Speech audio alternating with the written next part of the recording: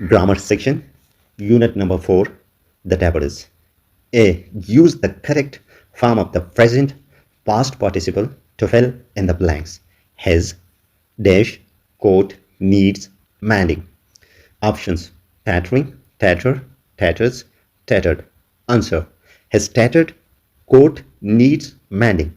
इसकी उसकी पटी पुरानी कोट को सिलने की ज़रूरत है. एक्सप्लेनेशन: यहाँ tattered एक पास्ट पार्टिसिपल है जो बतौर एडजेक्टिव इस्तेमाल हुआ है. ये कोट की कैफियत बता रहा है कि कोट पहले ही पड़ चुकी है, यानी इस पर हम अमल हो चुका है, इसलिए पास्ट पार्टिसिपल इस्तेमाल हुआ.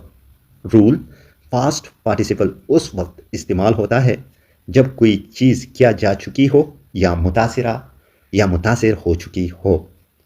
A dash stone gathers no moss. Options: rolled, roll, rolls, rolling. Answer: a rolling stone gathers no moss. एक घूमता हुआ पत्थर काई नहीं पकड़ता. एक्सप्लेनेशन: यहाँ रोलिंग एक प्रेजेंट पार्टिसिपल है जो बतौर एडजेक्टिव इस्तेमाल हुआ है. ये स्टोन की कैफियत बता रहा है कि पत्थर खुद घूम रहा है, अमल जारी है, इसलिए प्रेजेंट पार्टिसिपल इस्तेमाल हुआ है. प्रेजेंट पार्टिसिपल उस वक्त इस्तेमाल होता है जब कोई चीज़ खुद अमल कर रही हो या अमल जारी हो. A dash opportunity never returns. Option: losing, lost, loss, lose. Answer: a lost opportunity never returns. खोया हुआ मौका कभी वापस नहीं आता. एक्सप्लेनेशन: यहाँ लॉस्ट एक पास्ट पार्टिसिपल है जो बतौर एडजेक्टिव आया है. He kept me waiting. He kept me dash. Option: waited, wait, waits, waiting. Answer: he kept me waiting. वो मुझे इंतज़ार करवाता रहा. एक्सप्लेनेशन: यहाँ waiting एक प्रेजेंट पार्टिसिपल है जो पहल keep के बाद आया है. keep, leave, find, see जैसे अफ़आल के बाद अक्सर प्रेजेंट पार्टिसिपल आता है. She looked dash. Option: worried, worrying, worry, worries. Answer: she looked worried. वो परेशान लग रही थी.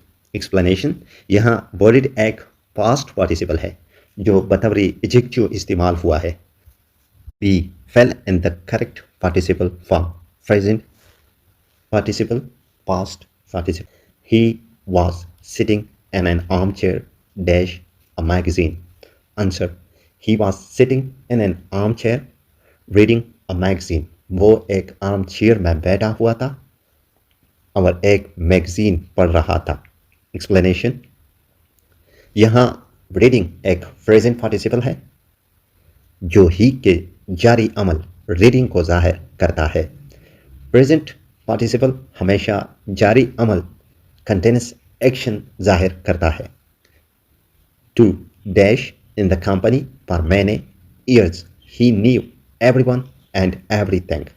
Answer: being in the company for many years, he knew everyone and everything. कई सालों से कंपनी में होने की वजह से उसे हर शख्स और हर बात का पता था. एक्सप्लेनेशन: यहाँ being एक प्रेजेंट पार्टिसिपल है जो वजह यानी रीज़न जाहिर करता है. जब किसी जुमले का आगाज़ बीइंग से हो तो ये अक्सर रीज़न यानी वजह या कंडीशन यानी हालत बताता है. The cup with milk dash on the table is hers. Answer: the cup with milk lying on the table is हर्ज.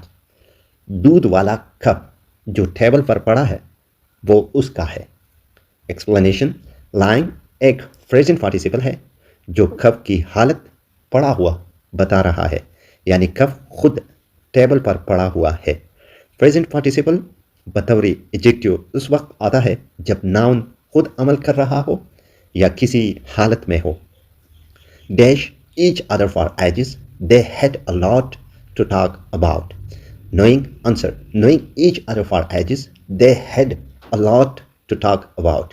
एक दूसरे को बरसों से जानते हुए उनके पास बात करने को बहुत कुछ था. एक्सप्लेनेशन: नोइंग एक प्रेजेंट पार्टिसिपल है جو پس منظر بیک گراؤنڈ یا حالت ظاہر کر رہا ہے، مطلب چونکہ وہ ایک دوسرے کو پہلے سے جانتے تھے۔ پریزنٹ پارٹیسپل اکثر کسی حالت یا پس منظر کے بیان میں استعمال ہوتا ہے۔ Dash into a rich family, she got everything she wished for. Answer: married into a rich family, she got everything she wished for. ایک امیر خاندان میں شادی ہونے کے بعد اسے ہر وہ چیز مل گئی جو اس نے چاہی۔ ایکسپلینیشن: یہاں میرڈ ایک پریزنٹ پارٹیسپل ہے، اس کا مطلب ہے کہ شادی ہو چکی تھی، یعنی اس پر عمل ہو گیا۔ میرڈ یہاں بطور ایڈجیکٹیو استعمال ہوا ہے۔ فاسٹ پارٹیسپل اس وقت استعمال ہوتا ہے جب کسی چیز پر عمل ہو چکا ہو یا وہ اثر قبول کر چکی ہو۔ سی. Underline the infinitive in each sentence. The best plumber to call is Mr. Amir. سب سے بہترین پلمبر جسے کال کرنا چاہیے وہ مسٹر عامر ہے۔ ایکسپلینیشن: ٹو کال ایک انفینیٹیو ہے جو ناؤن کے طور پر استعمال ہوا ہے۔ یہ بتا رہا ہے کہ کس پلمبر کو کال کرنا چاہیے۔ انفینیٹیو ہمیشہ ٹو اور فرسٹ فارم آف دا ورب سے بنتا ہے۔ Has only ambition was to succeed at his job. اس کی واحد خواہش اپنے کام میں کامیاب ہونا تھی. انفینیٹیو ٹو سکسیڈ کامیاب ہونا. ایکسپلینیشن: یہاں ٹو سکسیڈ ایک انفینیٹیو ہے جو ایمبیشن خواہش کی وضاحت کر رہا ہے، مطلب کامیابی حاصل کرنا اس کی واحد خواہش تھی. Each year Mansoor tried to find more deductions for his tax return. ہر سال منصور اپنی ٹیکس ریٹرن کے لیے زیادہ کٹوتیاں ڈھونڈنے کی کوشش کرتا تھا. انفینیٹیو ٹو فائنڈ ڈھونڈنا. ایکسپلینیشن: ٹو فائنڈ ایک انفینیٹیو ہے جو ٹرائڈ یعنی کوشش کی کے بعد آیا ہے. انفینیٹیو یہاں کوشش کس چیز کی کا جواب دے رہا ہے. To patch the whole in the tyre the mechanic inserted a plug. Tyre میں سوراخ کو ٹھیک کرنے کے لیے میکینک نے ایک پلگ لگایا. Infinitive freeze to patch the whole in the tyre. Tyre میں سوراخ کو ٹھیک کرنا. ایکسپلینیشن: یہاں پورا فقرہ انفینیٹیو فریز ہے کیونکہ ٹو پیچ کے ساتھ اضافی الفاظ ہے. یہ مقصد پرپز ظاہر کر رہا ہے. کیوں پلگ لگایا؟ ٹھیک کرنے کے لیے. شی learned to read and right English in coaching academy. اس نے کوچنگ اکیڈمی میں انگریزی پڑھنا اور لکھنا سیکھا.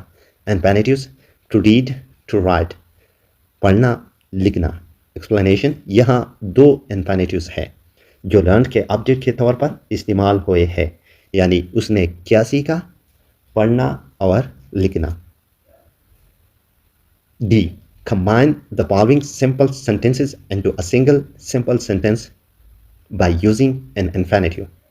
نیچے دیے گئے سادہ جملوں کو انفینیٹیو کا استعمال کرتے ہوئے ایک سادہ جملے میں تبدیل کریں. I have engaged a private tutor. He will teach me English. میں نے ایک پرائیویٹ ٹیوٹر ہائر کیا ہے، وہ مجھے انگریزی سکھائے گا. I have engaged a private tutor to teach me English. Explanation: دوسرے جملے he will teach me English میں سے he اور will ہٹا کر صرف فعل teach رکھا گیا ہے. to لگا کر infinitive بنایا گیا ہے. to teach me English. دونوں جملے ایک سادہ جملے میں ضم ہو گئے. he is very weak. he cannot walk. وہ بہت کمزور ہے، وہ چل نہیں سکتا. Simple sentence with infinitive. He is too weak to walk. Explanation: یہاں to کا ساخت اسٹرکچر استعمال ہوا ہے. Too weak کا مطلب ہے اتنا کمزور کہ.